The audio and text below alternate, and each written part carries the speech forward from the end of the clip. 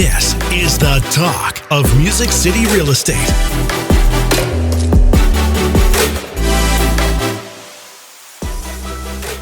Super Talk 99.7 WTN, the talk of Music City real estate. Where we educate and motivate all things real estate. Monte Mohr here with Realty One Group Music City. Hey, and Carey Ann with CMG Financial and my mortgage team. And welcome back. It's Sunday Welcome back, evening. everyone.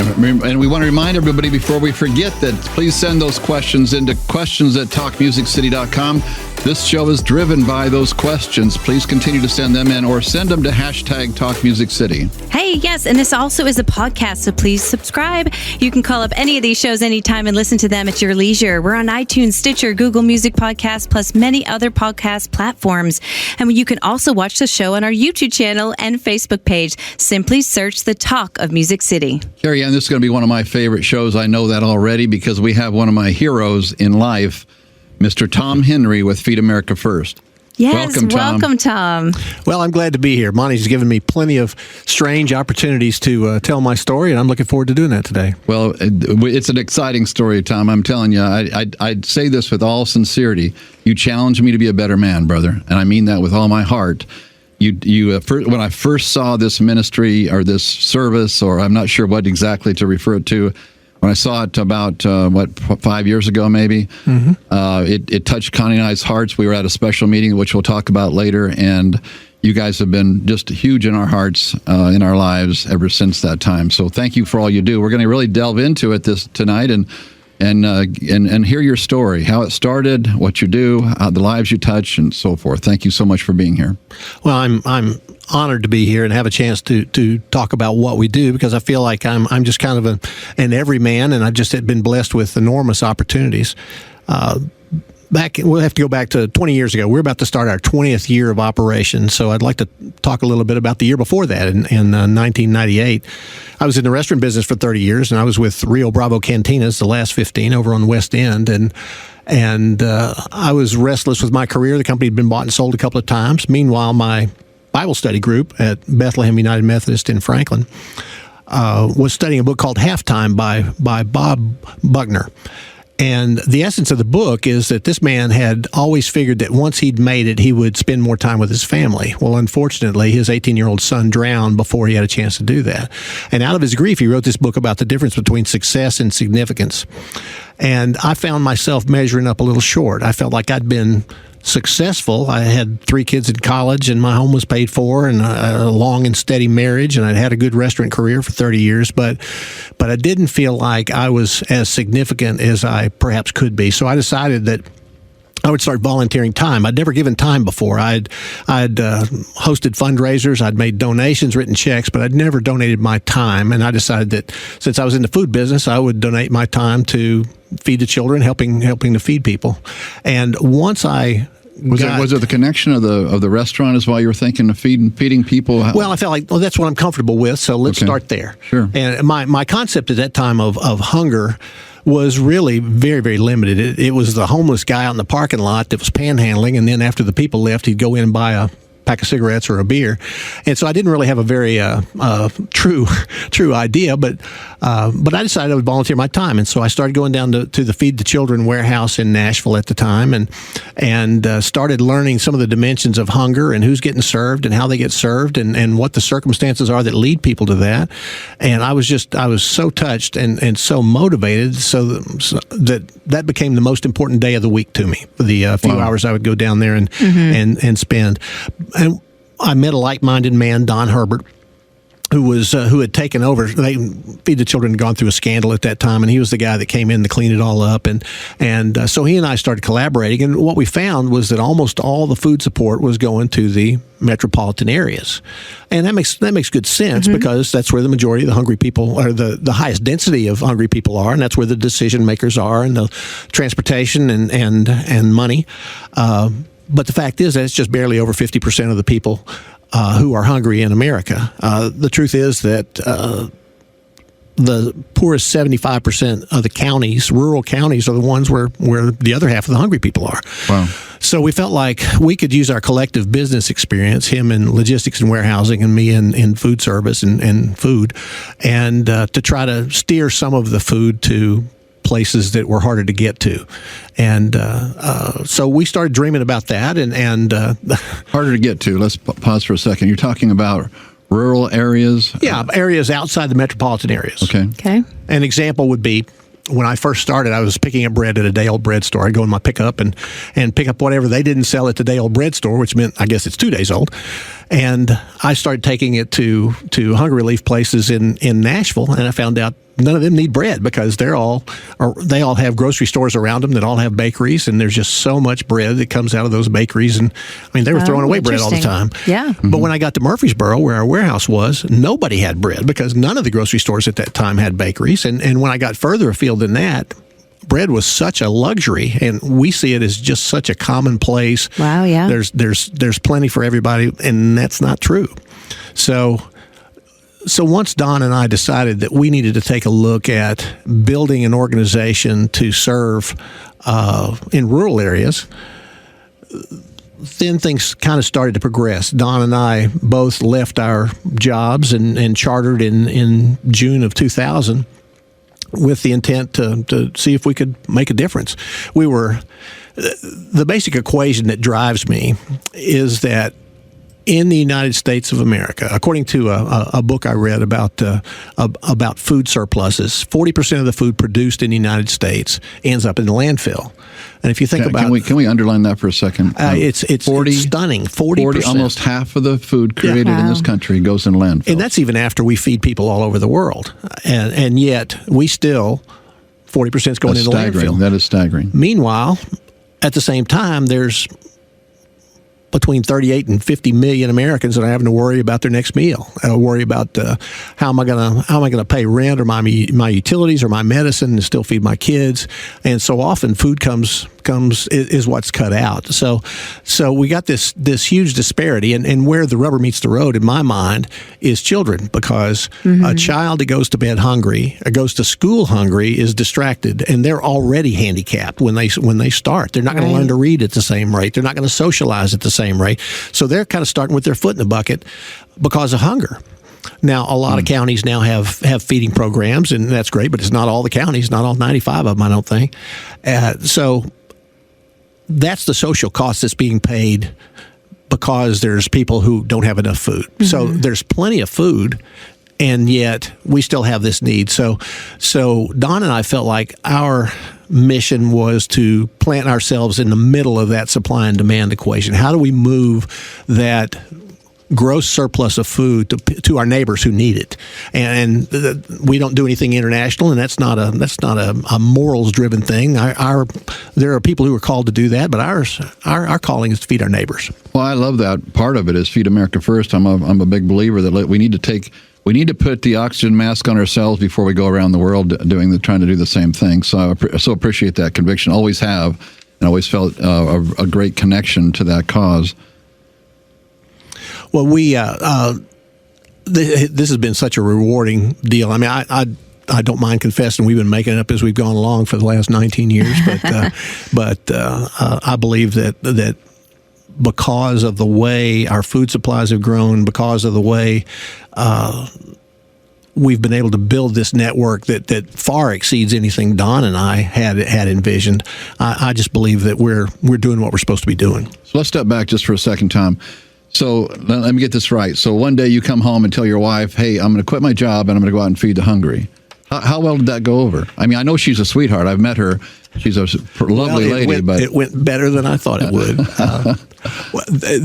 I had told her that I was really struggling with the fact that I was still fully employed. I mean, I was working 6 days and 70 hours a week running several restaurants. And then on my seventh day, I was going down and helping. And I was telling her, I'm really feeling called to do this. I just don't know how to do it. In my restaurant career, loyalty is to me, is such a virtue. And I had so many people that had been loyal to me for so long and helped me with my career. And I just couldn't turn my back on them and say, thanks, but I'm going to do something else.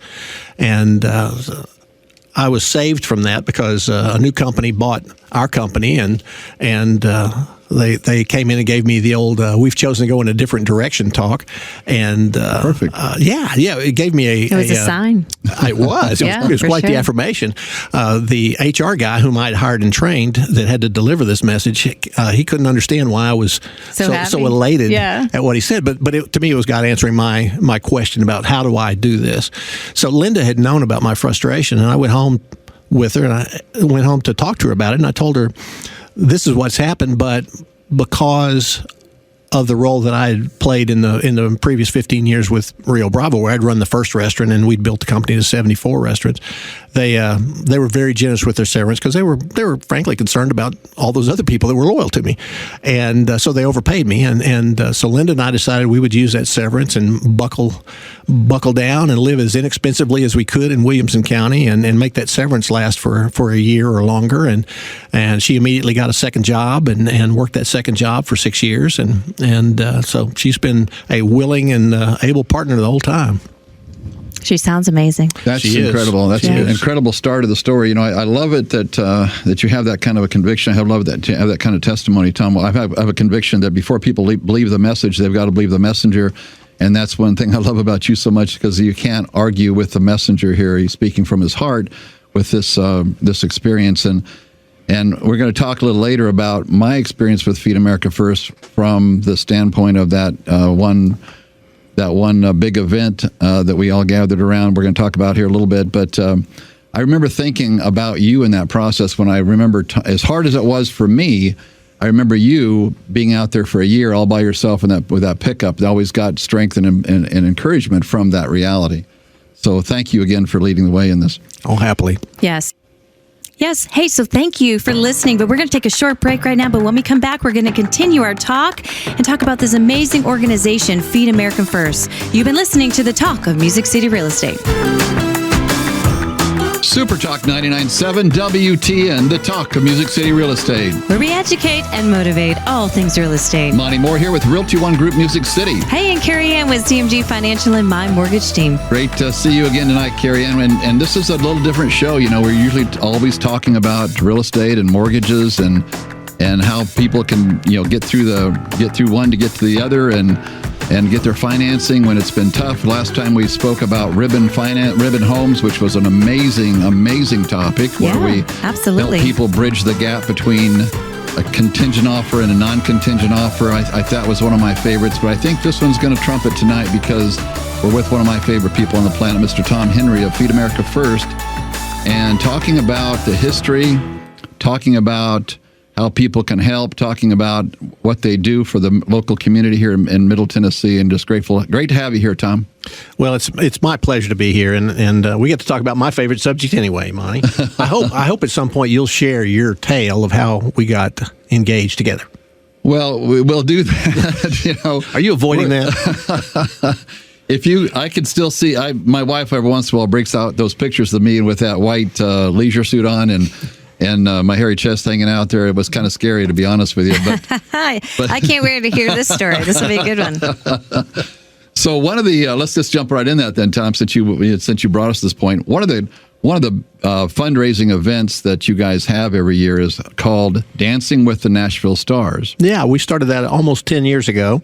It's a takeoff on the ABC show, and so we invite 8 local celebrities and train them with a professional dancer. They have to train for a few weeks to do one 3-minute song and then go out and perform it in front of their friends. We want them to invite people to fill the tables and build their own fan section, and we provide a wonderful setting at the factory in Franklin and a wonderful meal by South Fork Catering, and it's just a glamorous evening and a lot of fun for everybody except the dancers, maybe. I got to tell you, when I was asked by Eric Martino Eric was M Street Restaurants general manager at the time.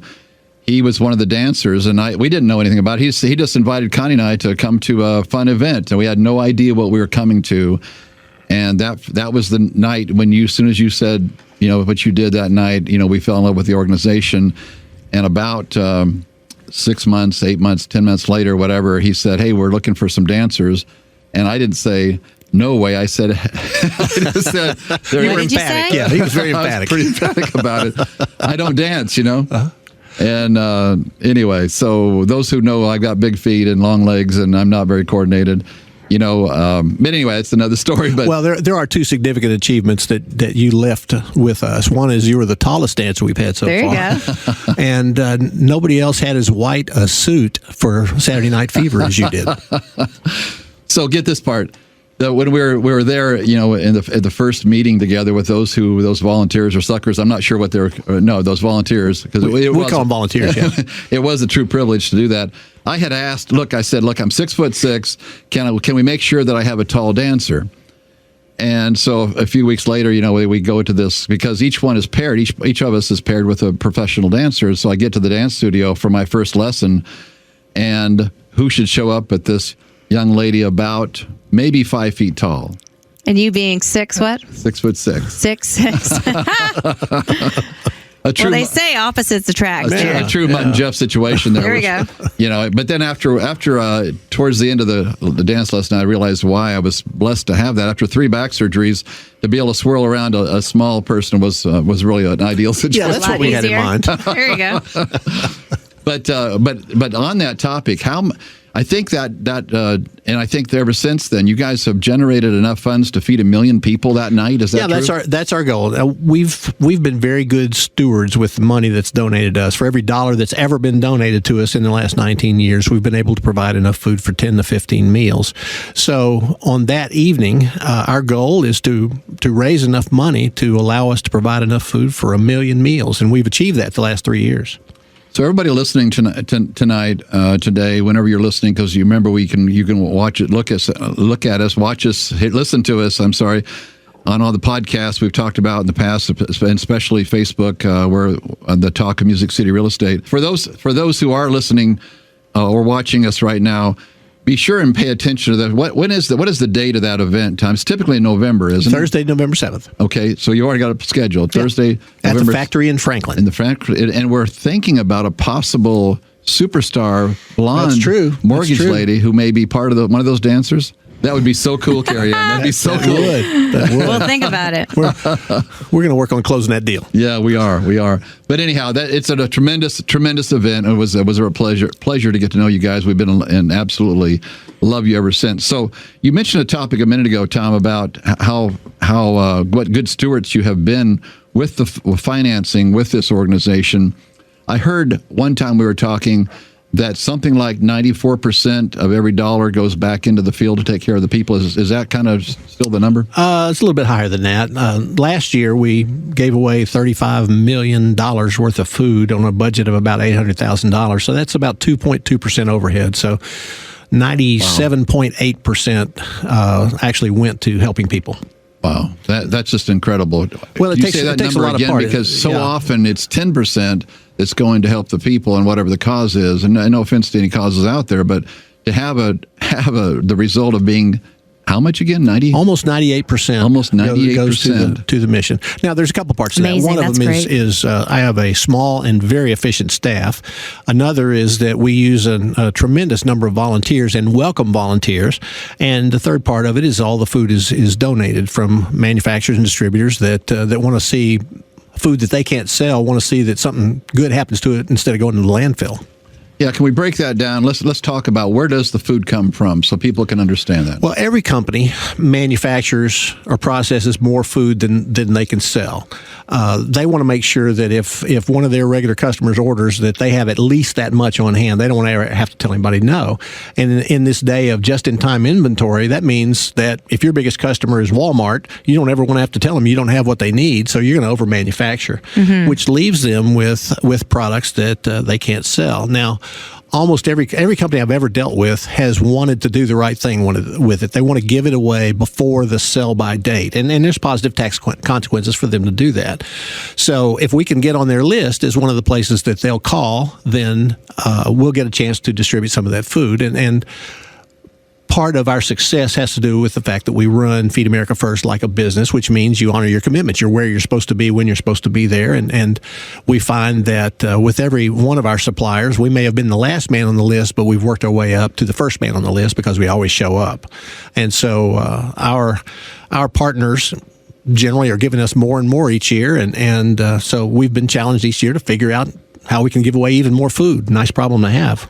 Yeah, wow. So how many, I heard a number that a while back of how many families you're taking care of. Tom, what is it now? What has it gone up from that pickup from 20, my pickup 20 years ago? So what is it now? We're impacting between 35 and 40,000 families a month now. Wow. So if you think about that in family units of 3 and 4, then you're really talking about a lot of people. Now, we do this. We have partner agencies that do this. We supply small agencies that are serving in these small towns and rural communities. They're people who live in those communities. They know who their neighbors are, know whose needs are legitimate, and if we give them more food, they can help more people. So they do the screening for us, and so these 200 agencies are all within about 150 to 180 mile radius of here, and so we give them food, and they pass it out in their communities. 35 to 40,000 families a month. That's incredible. That's hard to even imagine. That's a large city. Well, it's. And since I have the perspective, it's amazing to me. I get staggered by these numbers, and I see them every day. Amazing. Hey, so when we come back, we're going to take a really quick, short break. But when we come back, we're going to talk about how that food is distributed to all of those families. We have Tom Henry in the house. You've been listening to the Talk of Music City Real Estate. Super Talk 99.7 WT and the Talk of Music City Real Estate, where we educate and motivate all things real estate. Monte Mohr here with Realty One Group Music City. Hey, and Carey Ann with CMG Financial and my mortgage team. Quick reminder to everybody, please send those questions about real estate and mortgages to talkmusiccity.com. That's questions at talkmusiccity.com or hashtag talkmusiccity. We count on those questions that you're sending in. Thank you so much. This is a special get-together today, though, a special session spot. I'm not sure what we call it. Yeah. But it's special because we've got somebody here that's making a difference in people's lives. It really is. 35 to 40,000 families. I can't imagine the number of stories you must be able to share. But before we get into those stories, we're going to talk about how that food is distributed. Tom, can you share more about that?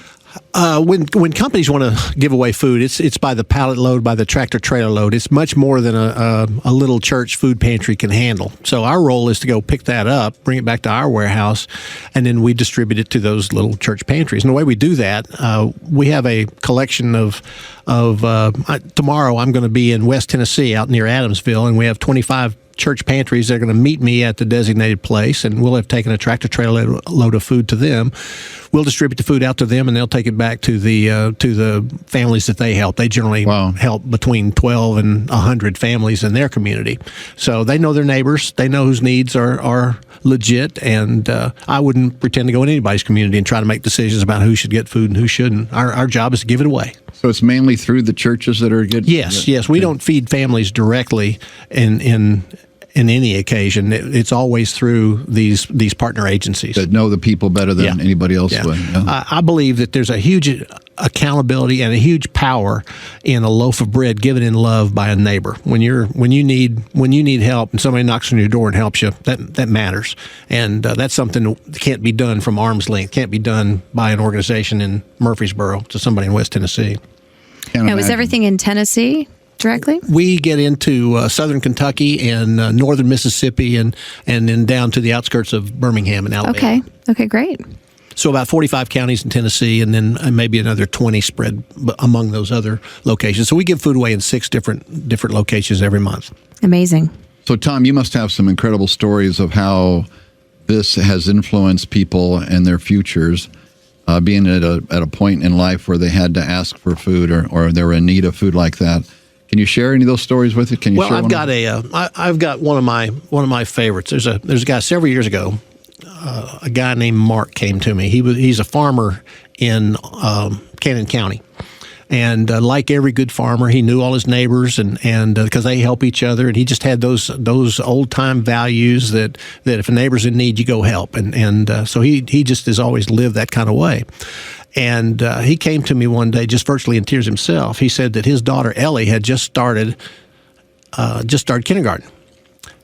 Just started first grade. And she came home and said, "Dad, you're not going to believe this. There was a little boy that didn't have lunch. He didn't bring his lunch with him." So Ellie shared her lunch, and she said, "Can we help him?" So Mark went into his pantry, and he got some food out.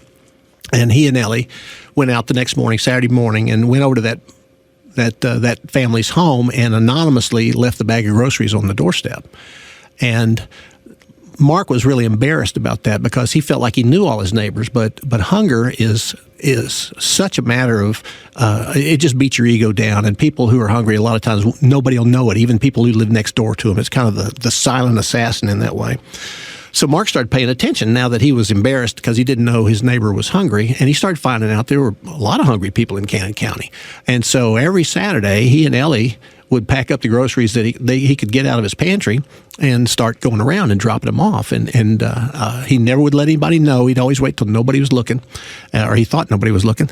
And so he and Ellie did that, and they did it for a couple of years. And then it just got to the point where it was overwhelming him. His business wasn't doing so well, and he just couldn't afford to keep going. So somebody had told him about us. He came to see me and just broke down.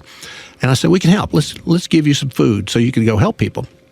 So he'd come with his pickup truck on Friday afternoon, and we'd give him some food. And Saturday morning, he and Ellie would start going out, and it just got to be more and more, to the point where he said, I'm taking advantage of you too much. This is too much for you to do. And meanwhile, my business isn't doing so well. So I offered him a job.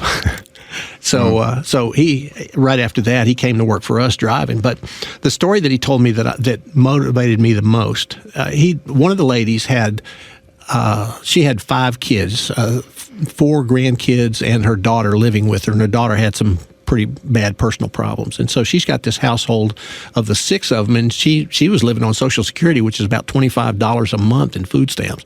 And so she had no choice. She couldn't work or anything. So Mark was providing a lot of her food. So he'd take her food over, and she caught him one time. And so she came out to talk to him. And then the next time she came out. She was just crying. She said, "I know you think that I'm just hoarding all this food, and you're giving me so much. But I want you to know that there's 7 other people that I'm feeding besides the ones in my house." And if you think about that, there's somebody that was so destitute she couldn't work, couldn't earn enough to buy food for her own kids, and yet she's helping 7 more. Wow. Yeah. Wow. That's incredible, Tom. It's really, really hits home when you make it that real. Well, it does. And one of the things, I was talking about hunger, how people will hide that. And I could guarantee you on virtually every street in greater Nashville, there's somebody that's missed a meal, somebody that's gone hungry, no matter how affluent, because they're probably just not going to tell anybody. We've been giving food away in Cookeville for about 10 years. And we found some people in Cookeville that felt like there wasn't really a hunger problem there. So we decided that we would take a tractor-trailer load of food to the fairgrounds in Cookeville. We advertised it and so that everybody in Cookeville knew we were coming. And still we had some naysayers. And on that particular February morning this year, it was 45 degrees in a downpour. I mean, it was awful. And 150 people showed up to volunteer to help.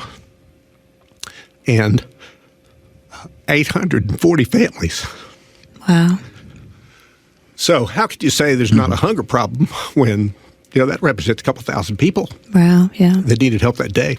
So one of the things that I love about this organization, you talk about the economies of what you're able to do. When you think about it, folks, $100 feeds 1,000 to 1,200 meals, provides 1,000 to 1,200 meals. That's incredible. That is just incredible. So I'll never forget when I was doing the Dancing with the Stars, and I was at a BNI meeting, and I stood up and talked about everybody, please vote for me, and you do it through dollars. And I had a guy afterwards come up to me with a $100 bill, and he goes, "I just fed 1,000 people."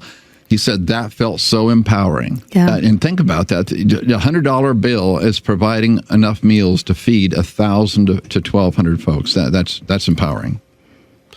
Well, I think that it's an honor for us. All of us feel privileged to do what we do, and the fact that we can earn a living feeding people and help. I mean, one of the things we do is help companies do the right thing. I mean, they want to.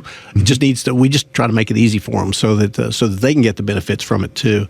But there's such a glut of food. We've had challenges this year in that there's been so much more food available, to the point where we've done some extraordinary things.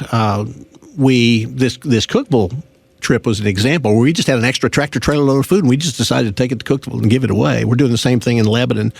We're working with My Healthy Tennessee, which is Dr. Manny Sethi. He's doing health fairs all over the state, and they find that more people show up for the health fairs if they're going to get a box of food at the end of it. And so we're providing those boxes of food, which gives us an opportunity to see more of the state, to talk to more people, and in this case, to do something not just for the near-term need of food, but for the longer term for maybe some health care. So maybe some diagnosis or some dietary help, things that can help them get healthy on a deeper level. The greatest thing about what we do is that it's a demonstration of love. This is all from God's abundance. It's not my food. I didn't buy this food. It's been donated. It's from His abundance, and we get to give it away. I mean, what greater honor is that? So in giving it away, it's not just feeding their bellies. I believe that it's a show of hope. It allows hope. It's a show of love that allows people to hope that things are going to get better. Wow. It just makes you pause. Yeah, it makes you pause. Definitely does. We all have so much to be grateful for, and it's these kind of connections to this kind of reality that helps us all take a moment and pause and say thank you, God. Let me tell you about one of my favorite characters. This guy has got a little machine shop in McMinnville, and he's a country boy, and doesn't have a high school education, but he's made a pretty good life, and he wanted to feed people, so he was getting food from us, and he'd go back to McMinnville every Friday afternoon, and he just really didn't like the fact that the people who needed the food just always looked so ashamed and so embarrassed and so beat down when they came to get food, and so Ronnie decided that he was just going to change things, that he was going to have a party and a cookout every Friday afternoon. And so he gets out the grill and he cooks hamburgers and hot dogs, and he's got a little bluegrass band picking, and invites people to his lawn party every Friday afternoon. And then, oh, by the way, if you need something, there's a box of food over there for you. Wow. So here's a guy who really feels it and sees that people need their dignity too. Yeah. That's one. That's a good man right there. Yes. For sure. We get to see a lot of them, and we're just blessed to do that. Having a 6-year-old who gets to go to school and gets to have 3 meals, just I pause just to think about all the other. There's so many 6-year-olds out there that probably don't have that, opportunity. And I always tell Aubrey, that we be grateful for, the food that we have in front of us, because of that. There's other kids that just don't have that opportunity. So it's just amazing of what you have been able to accomplish with this great organization, and really just it's such a movement, and you just don't realize it's just in your backyard, right? I mean, Tennessee is a big state. Yeah, it's a big state, but there's so many people that we can do and make a difference for. So this has just been really, really a great segment here. We've had Feed American First on with Tom Henry. When we come back, we're going to talk about how you and I can also find ways to volunteer. You've been listening to the Talk of Music City Real Estate. Super Talk 99.7 WTN, the Talk of Music City Real Estate, where we educate and motivate all things real estate. Monte Mohr here with Realty One Group Music City. Hey, and Carey Ann with CMG Financial and my mortgage team. What a great opportunity to speak to the founder of Feed America First, Mr. Tom Henry, and hear the stories and the lives that are being touched. Carey Ann, I feel so fortunate to be sitting here with this gentleman and hearing how it started and where it's at today, and how it's moving people to grow as human beings and make a difference on the planet. Tell us more about what's going on. I understand something's happening in Fort Campbell. Yeah, we've got this wonderful opportunity. One of our partner agencies in Clarksville, who receives food from us every month, was telling me that he was taking food on post to help young families that were struggling to make ends meet. They're not eligible for food stamps, being in the military, but they're having kind of a tough time, and he's finding that there's people who need some help. And so we asked him what would happen if, out of our abundance of food, we took a tractor trailer load of food up there and just arranged an open distribution. So we're working with the Army and with Fort Care. His agency is Fort Care, and on July 2nd, we're taking enough food for 450 families on post at Fort Campbell. Today, they're up there showing me around and making sure I pass my security check, and we're just very excited about that opportunity to use this as an opportunity to thank soldiers for their service, and these are the enlisted men, the kind of the bottom of the ranks, and right. we're just so honored and enthusiastic about being up there to do that on July 2nd. Amazing. So you're bringing food for 450 families? 450 families, wow. Yeah. Wow, impressive. Is there anything that you're looking for or need of help with? Well, we need to raise $4,000 to pay for that trip. So we're in the process of putting out some fundraising petitions and on our website at Feed America First. We have volunteers lined up to help us prepare the 450 food boxes, and we have volunteers lined up there to do that. But we're going to buy the produce, and so we've got some expenses involved that I just decided we'll eat those. We'll figure out how to get them paid for instead of trying to assess the people that are up there. Well, you know, my family, I come from a family full of veterans, you know, and I always try to find a way to give back and serve those who have served. I think that is one that is so important, you know, and this is the first time I've heard, not the first time, but to be able to meet you and to hear the stories and what you have been able to build from a local standpoint. That's what's so amazing about this. You know, it is right in our backyard. You've been able to give back to not only our local community, but, you know, the state. And so I'd be willing to give, so much money per every loan that we close this month to Feed America First from our team, so I can help contribute and give some donations back for that July 2nd, because I think that's really important.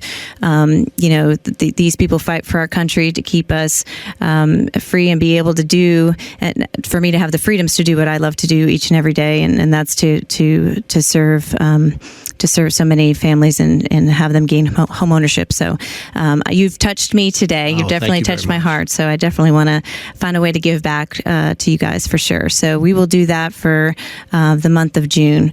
And I'll retro back that for anything that closed June 1st on. So a little something from us. Thank you very much on behalf of the families that are going to be helped by that. Thank you so much. Yes, absolutely. Absolutely. Well, so Tom, what is your number one need right now? I know that I've seen your warehouse, and it's an incredible accomplishment in itself. The last time I was there was probably 50 vehicles waiting outside of it, getting ready for that pickup day that you had the last time I was there. But what is your number one need? I know that in that warehouse you have a space that's designated for a freezer. I'm sure that's one of your needs. Well, in terms of physical needs, that's our biggest. We need to put in a walk-in, drive-in freezer / cooler that we can store dozens and dozens of pallets of cold food in. Okay. So we've got the plans for it. We've got the infrastructure, the power for it. It's just a matter of raising the $350,000 it takes to buy it and get it installed. So, wow. So that's our biggest need. Right now, we're very blessed with food. We've got more food than we've ever had. We're going to give away well over 15 million pounds of food this year, and so Amazing. Food is coming in thick and fast, and we're having to create new opportunities to give it away. Transportation is our challenge in the expense for transportation. So we need more partners in the trucking industry that can help us move some of this food around. We use a lot of volunteers. We do it for a couple of reasons. One is the fact that when somebody comes out and works with us, they're going to be there a couple of 3 hours. They're going to have fun with their friends. They're going to do something simple like pouring rice into a Ziploc bag or sorting food. And their takeaway will be, hunger's not such a big problem. I can help. I can do something that helps in my community by just showing up and spending a couple hours. So the more volunteers we have, the more we feel like people understand that hunger is a community problem and they can do something about it. Our approach is that we're responsible for our neighbors and that we can eliminate hunger in our communities if we just refuse to allow our neighbors to go hungry.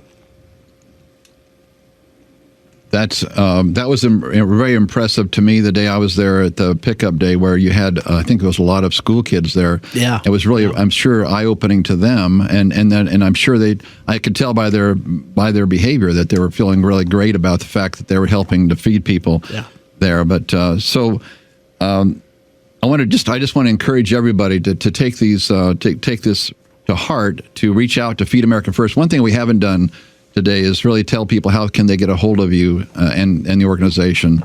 Is it just feedamericafirst.com? Or how our website is at feedamericafirst.com. Our telephone number is area code 615-691-6234. You can reach us via phone or on the web, and there's a lot of information about us on the web. There's opportunities to donate on the web. We'll post when our next volunteer opportunities are, and so we also are on Facebook. We have a YouTube channel, so there's lots of ways that you can reach us. What was that number again? 615-691-6234. feedamericafirst.com. I've been on that site many, many, many times, and your picture has been on that site. We need to ban that picture for sure. And miss that white suit. Yeah. I'm sorry, you threw me off again now, Tom. But anyway, so folks, you're looking for volunteers, and if they reach out to you, they can get a schedule of when delivery is or when pickup is, and be there to help or to help. I know. I've heard times where you've gotten 1,000 pounds of potatoes and needed somebody to sack them up, or tell us some of those situations where people can get some really hands-on experience. Well, at this time of year in South Tennessee, the sweet potato crop's planted, and before the new sweet potatoes come in, they have to get rid of all the ones that were left from the last harvest, because they only harvest sweet potatoes once a year. Sure.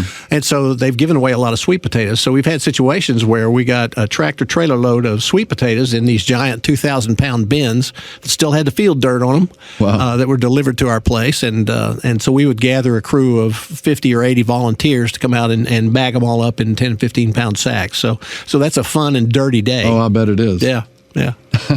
That's awesome. But Tom, it's been fantastic having you on our show here with the Talk of Music City Real Estate. Totally a total different direction I've ever gone before, but I've never been more personally rewarded than to lift up this organization and create some greater awareness. Hopefully, you've been out there 20 years. You're touching 35 to 40,000 families a month. That's just incredible. You're making a difference in people's lives, giving them hope. You're looking for volunteers. We can get a hold of you through feedamericafirst.com. I just encourage everybody to please reach out to this organization. Continue to make a difference. Let's totally get rid of, what's the word you use to get rid of hunger? Eliminate. Let's eliminate hunger in Middle Tennessee for all of our neighbors. Yes, thank you so much, Tom. And everybody, for all of our listeners, we really appreciate you tuning in every weekend, Sunday evenings. You've been listening to the Talk of Music City Real Estate.